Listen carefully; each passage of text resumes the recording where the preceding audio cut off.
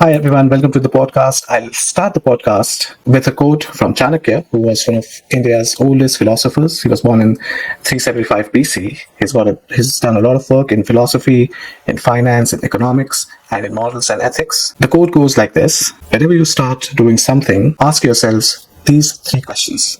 One, why are you doing this? Two, what are the results of doing this? And three, will I be successful when I finish it? Only when you have thought deeply about these three questions and you've had satisfactory answers to these questions should you go ahead. Now, ethics in general is very important. It helps us understand or differentiate the right from the wrong. Let me welcome our guest for today, Beverly Sudbury. I've had the pleasure of working alongside her. She has been a business analyst for over 20 years. She started her career as a quality assurance analyst before moving into her own consultancy firm, which she ran for about 10 years. And now she works as a business analyst and consultant for CGI, and it's been 18 years. Welcome to the podcast, Beverly. How are you? I'm well, and thank you so much for having me here today. It's a pleasure to be here talking about a great topic like ethics, especially with what we're seeing coming out with AI, because that's really going to be an area where a business analyst is really going to have to look at ethics and really look at how they're doing things and why they're doing things. Agree with you. Do you have an example where you faced an ethical dilemma in your workplace, and in your career, how did you handle it? I had to think about this because I've been very fortunate. There's not been a lot of really big ethical things that have gone on during my career, but one of the things that when I thought about it, I said, yeah, this did happen way back, and this is a few years ago, let's say 2000 and 2001. I was working on a system, and it was actually recording credit cards. It was like a point of sale system that was going in, and the data was being stored plain text. There was no masking on the credit card. There was no nothing. And this was before we heard a lot of things like, of these people going in and taking people's credit cards or people's information. And we hadn't heard a lot about these data breaches at that point. And I'm sitting there going, this doesn't sit right with me. Back in my college days, which, 1995, I sat down and watched someone who took a computer from the 1970s and managed to get into a government system. I'm like, people can get this data. And so I really thought hard about it, and I went and came up with a proposal and said, you know what, this is the risk of not adjusting this requirement. This is the risk of not including masking this data when you're storing it or displaying it. And really talked through and talked about it, and we finally came to an agreement that it was something that should be masked in the data, in the data storage, and in the display, unless you were actively in that field, right? Right. And it was a good timing because about 3 weeks later, our testing system actually got hacked into. And yeah, 3 weeks later, the data system, the data was actually compromised. And thankfully it was a testing system, right? Because it was made up data. I mean, yes, we had credit cards in there, but the credit cards were very arbitrary numbers put together. You'd have just the numbers to pass the, credentials to validate it's a MasterCard, a Visa, what have you, what type of card it was, and a date in the future, but it was nothing that would match up to current, at that time, current cards that were actually active. But we were like, yeah, it's good that we didn't have that data actually stored as plain text, because it could have been really risky, even though it was test data, because if something just happened to match up, we'd have a big problem. Sure. And there are built-in checks when it's when credit cards are concerned, in terms of the usage, in terms of how the numbers are generated. There's a combination of numbers alongside your name, alongside the CVC at the back of the card. But there are no checks in terms of when systems are being hacked and people actually get into the data. And I think masking has now become a kind of a standard where whenever the credit card, even in your day-to-day life, when you're looking at making some payments, some of the numbers will always be masked, and then you just input the last few digits, and then that's how they'll. So basically, masking has become a standard. So I think you had a close escape back then. Very close escape. Very close escape. Even though, like I said, it was test data, but it's very close escape. And it really brought about people's understanding in that particular business area that This is Right. important. Data is important, and we need to protect it and be cautious about how we're managing data, which really plays with ethics and how you're treating your customers. For sure, and that's how you build your trust, right? Exactly. It's events like these which can either make or break your brand. Very true. And Beverly, I also wanted to know, in your day-to-day, you know, routine, should I say, as a business analyst, how do you ensure that all these ethical considerations are integrated? I mean, it's not the biggest of things, but it's small little things that you do every day. If you could give us a couple of examples of that, so that anybody listening to this podcast understands the importance of being ethical. For me, I'm very big on being transparent in my work and not hiding things. So I try not to hide the good nor the bad, so that people can make the correct decisions for what they want to achieve. I'm not saying their decisions are right or wrong, but it's for what they want to achieve. So I'm very transparent and try to be as transparent as possible when working with stakeholders or working in business, so that those decisions are made. And another thing I think is really critical is meeting people where they're at. So when you're working, you want to make sure that you want to treat people how you want to be treated, and quite often that's how we work with the golden rule, do unto others. But I look at it as one step further: is how does that person actually want to be treated? How do they want to be seen? How do they want their business to be seen? And looking at how do I formulate my work to reflect how they want their business to be seen. And I see that as a way of working ethically, because you're not only helping them to achieve what they want to do, but you're also doing it in a way you're showing respect, which gains trust. And also in showing respect, you have this solution that kind of reflects that to the customers or the end users of that solution. Those are the two big things that I really use pretty much every day. For sure, and I think, Beverly, as you said, transparency inherently is ethical, because it's like everything is out in the open. So there's no, as you said, there's no hiding. And when you think from the customer's perspective, I think that's the best thing that you can give to a customer. Now, in terms of challenges, can you think of certain common challenges that you have faced? Are there any strategies overcoming them? I'll start with myself. So one of the challenges that I have faced was in terms of how much details should I put into a presentation. Now, it isn't exactly, it's on the borderline of being ethical, because you do not know how much information is too much information, and you do not know how much information can be taken as hiding. So it's kind of a borderline where you have to ensure that you provide the right information. And that's when the point that you just made, thinking from the customer's perspective. So you can have 3 different presentations for 3 different audiences for the same topic, and that's how you can be ethical when you are doing your daily business. On what you said, I'll start with that, and then I'll go to another point. But I agree with what you said. That's part of the meeting people where they're at, right? Because some people, when you look at, let's say, for example, you have a stakeholder who's a CEO, they're not going to understand the same as a developer. A developer's not going to understand the same as a CEO or an end user. So you really want to display or deliver that information in a way that can be consumed by the people, consuming the information. And I think it actually shows, again, the respect, and you gain trust. And not only that, when you deliver information that way, you can actually help to ensure a solution that's going to help the business achieve their goals, which means you're going to help them keep their brand reputation, which is a big part of ethics too, maintaining that reputation that you're building up.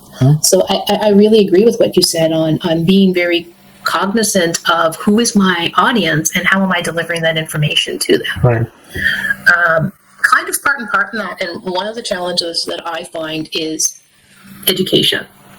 And I'm a big time researcher. I love research. I will spend hours on it, and that's my problem is I'll dive in and I'll never come out of the research area. But research is important. Educating yourself is important, and it's finding that balance of how much education you need on a topic versus how little education you just get by with. And you don't necessarily want to just get by, you want to know a little bit more. Absolutely. And a really big one is to look at the ethics of the business that you're working with.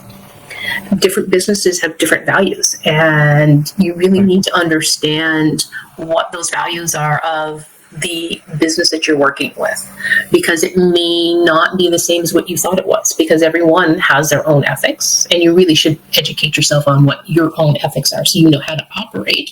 But then you also have to apply how you operate to the ethics of the business you're working with, which may be slightly off in some cases, but this is your customer, your client of the work that you're doing as a business analyst.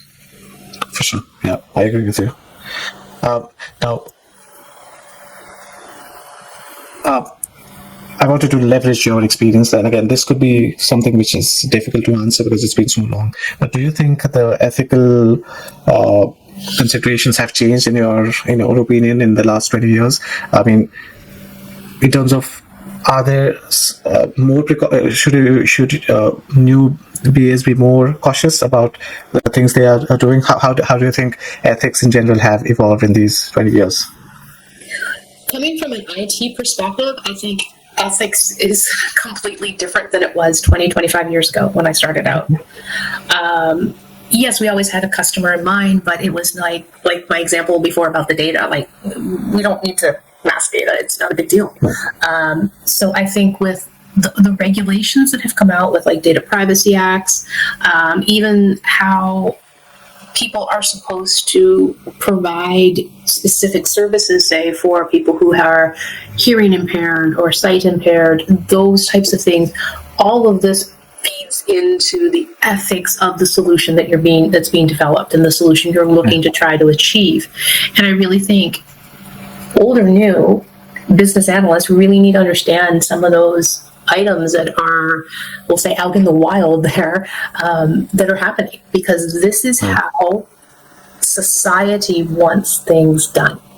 And I think ethics from a business perspective is ever changing because it comes by customer demand in some ways. Because as a customer, I'm going to demand that you as a company are more ethical because I have a value of environmentalism, right? So I want to be involved with companies that are environmentally sound, as an example, right? So you're going to look for that. So you're going to hold companies up to a higher standard in comparison to someone who says, you know what, that is a good consideration, but my biggest thing is I want something that is extremely, strong and is a good value for my money and is well built. And I'm okay if it's not completely 100% environmentally friendly. So your ethics change.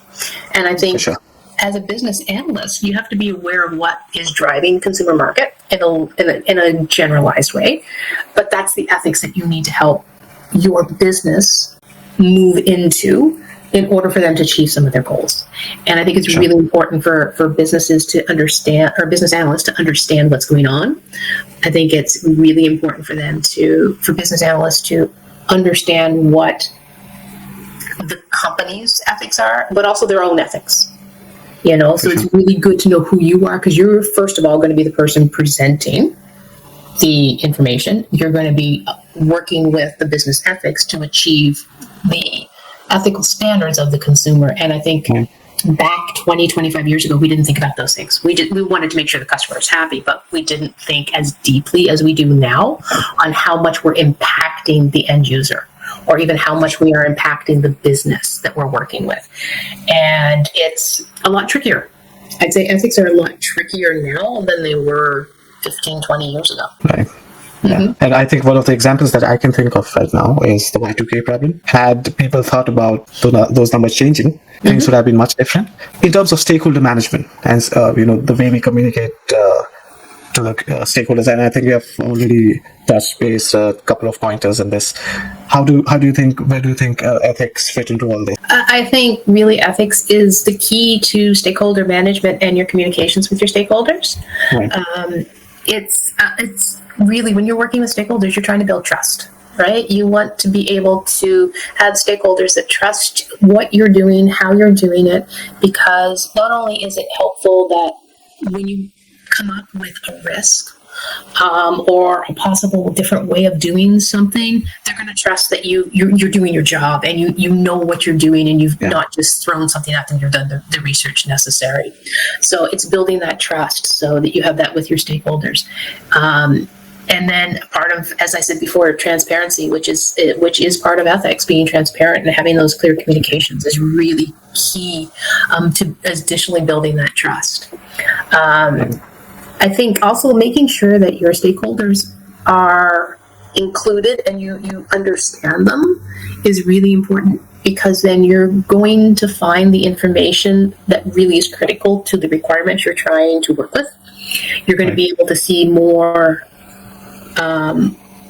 value in the solutions that are being developed, and you're going to be able to put more value into those solutions because you're going to get more information. And it's also a way, I think, to show how you're trying to be fiscally responsible for the business, which again is going to build that trust. So I think all of the components of really ethics really are critical to that stakeholder management and communication. Right, and I to add to your point, Beverly, I think saying no sometimes builds that trust.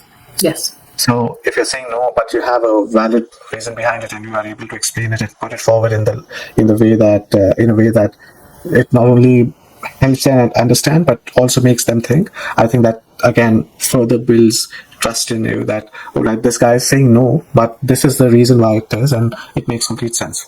So again, sometimes saying no to a customer can be the ethical way to go ahead, instead of just, to your point that you made at the beginning, instead of just trying to please them, saying no at the right point is, again, an ethical consideration that business analysts must consider. Do you have any advice for new BAs in terms of how, or what should be their guiding stars in terms of ethics, and how they conduct their day-to-day activities?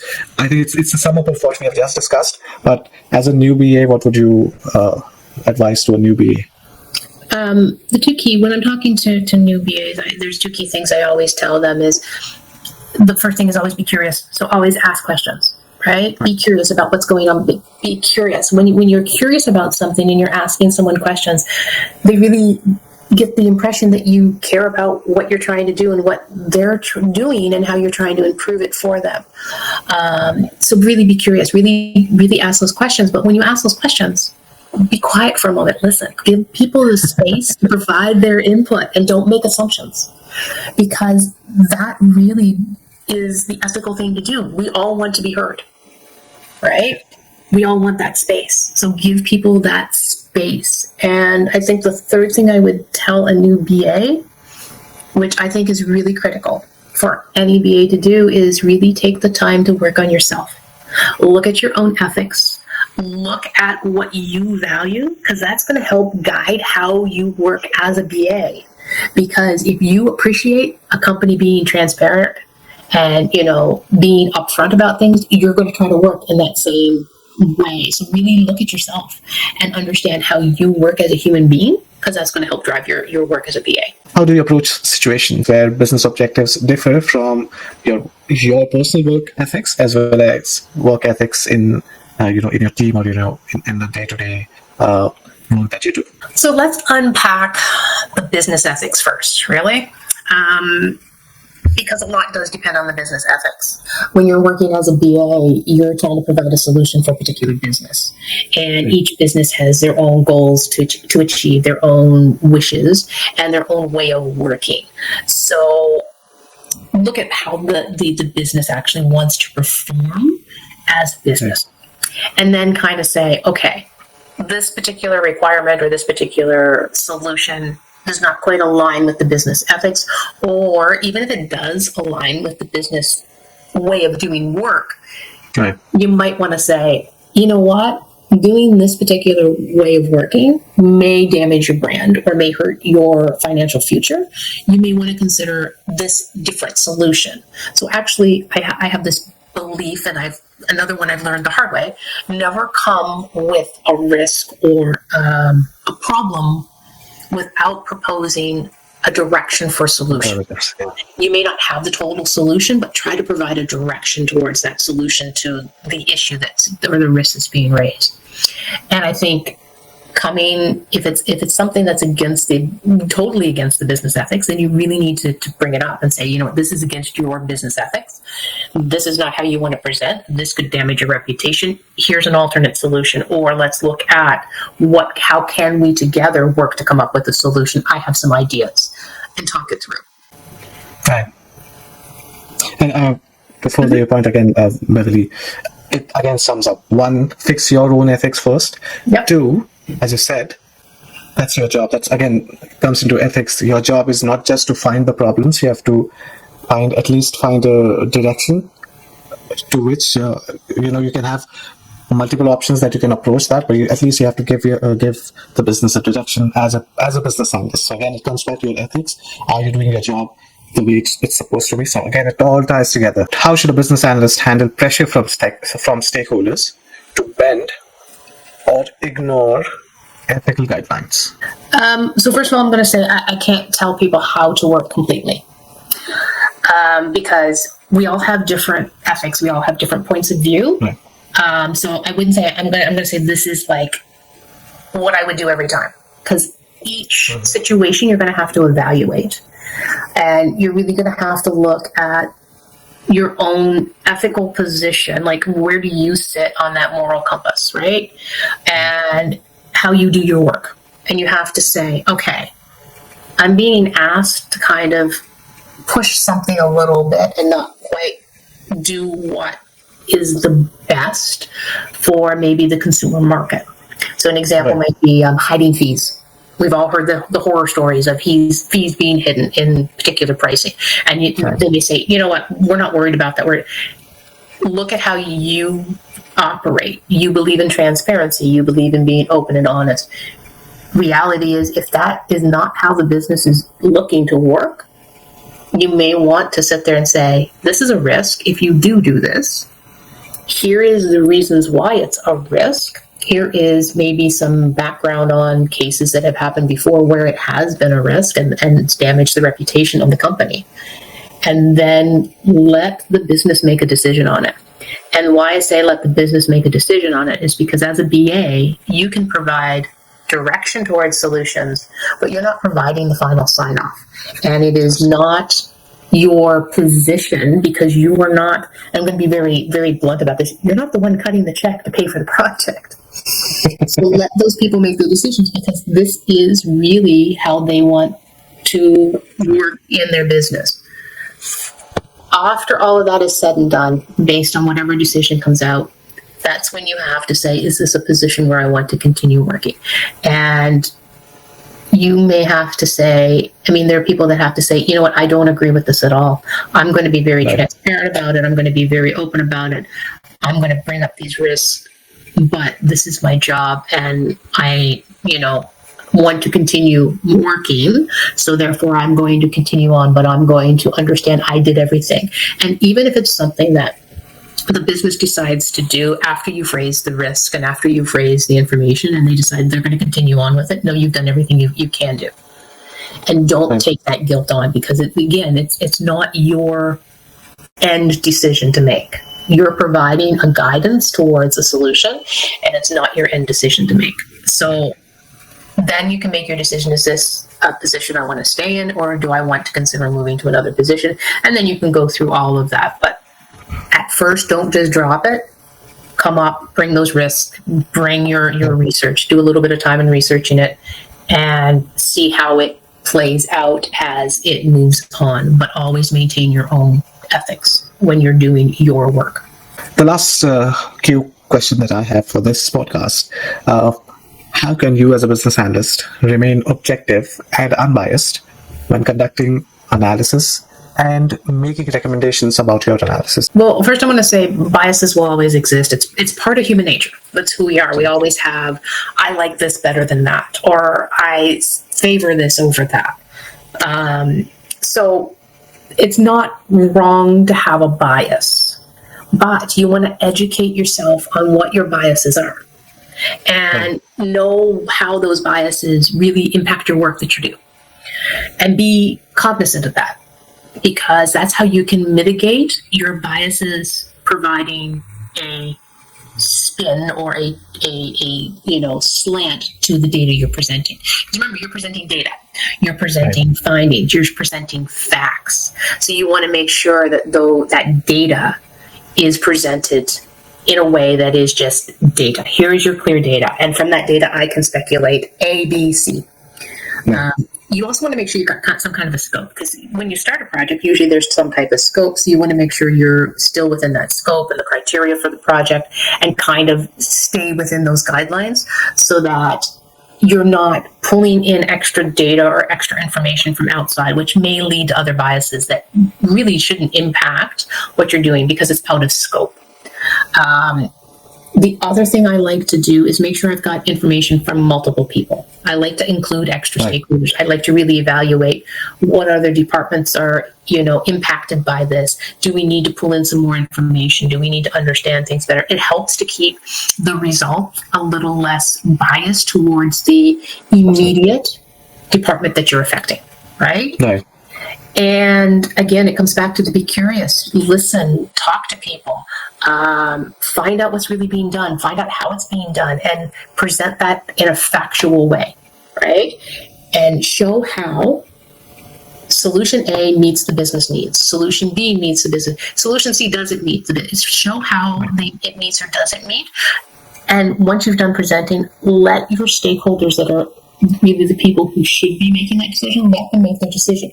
Don't force them in a way. You can say, I would recommend solution B for this particular reason. However, it is up for you to decide. Yeah, I mean, tabling all the options is something which we can do, and I think that's where the difficult part is, to make that decision, which option do we choose. And I think there are certain aspects of business that we are not privy to, and the decision makers are. And it would be, as you said, it would be their decision to make. And again, sometimes what happens is, even if you're biased towards, let's say there are 3 options, you're biased towards option B, you like option B for XYZ reason, and they end up choosing option C, you can't be stuck to an option, or you can't be thinking that you are, why didn't they choose your option? It was not your option. It was their decision to make. They have a certain thought process which you do not know about. So, clinging on, why didn't they choose that option? I feel so bad, is something which will take you nowhere. I think your job was done the moment you gave them the 3 option and your recommendation. I agree. It's one of the things that's sometimes hard when we work so hard on something. We feel so proud of it, right? And we want to say, I'm right. I've done this work, and this is the right one to choose. But remember, as a BA, you're presenting the options. And as you said, Chinmay, you don't know what the business is thinking. You don't know what other external pressures or internal pressures they have from the company. So it's best to say, yeah, I like this. This is why. But really, it's up to them to make that decision, and know you've done the best you can do. And that decision is not based on whether you are a good person, a bad person, you did good work, bad work. It's based on a whole bunch of factors that have nothing to do with you, your ethics, or anything about how you've worked. We've touched base so many pointers, and all of them tie together, and all of them are so relevant.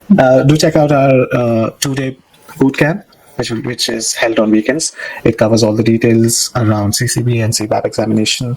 Also check out our email etiquettes and communication workshop that is available on the website, along with the other courses. Do not forget, babuddy.ca offers an AI chatbot. The demo is available on the website and on the YouTube channel for babuddy.ca. This AI chatbot will help you understand important concepts of business analysis. It is trained in the Babok. It is also trained in for some other documents which I've created, and also on the IIBA website. So any information related to IIBA or the Babok or business analysis in general can be checked out on that chatbot. You can use the relevant prompts to get a case study. You can ask the chatbot to assess your progress. You can ask the chatbot to assess where you're lacking, where you need to improve on. You can also ask it to create case studies for you, so it can do a lot of things. Let's use technology for our own benefit. This chatbot is available as a part of the courses and as a separate product on the website. Do not forget to check it out. So with this, I'll end this podcast, but not before thanking Beverly once again. It was a pleasure. Thank you, Beverly.